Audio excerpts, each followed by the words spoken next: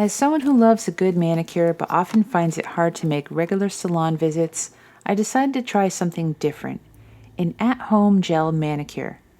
After browsing a few options, I chose the Lavender Violets 49-piece gel nail polish kit because it seemed to have everything that I needed, especially as a first-timer. The kit includes 45 vibrant gel polished nail colors, a variety of glitter, glossy, UV reactant, and cat eye finishes, an essential tool like the gel base and the top coat. For my first manicure, I opted for a sparkling cranberry shade. The first step is to prep my nails. After trimming and filing my nails, I use the nail primer that is included in the kit. Applying the base coat was easy. It glided on smoothly. After that, I cured it with my LED lamp for 60 seconds.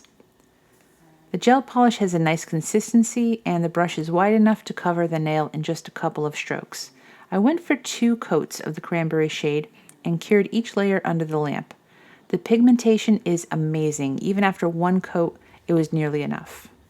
I finished my nails with a glossy top coat, and after curing, the result was super smooth and my nails felt sturdy and strong. Honestly, I am blown away by how professional my nails look.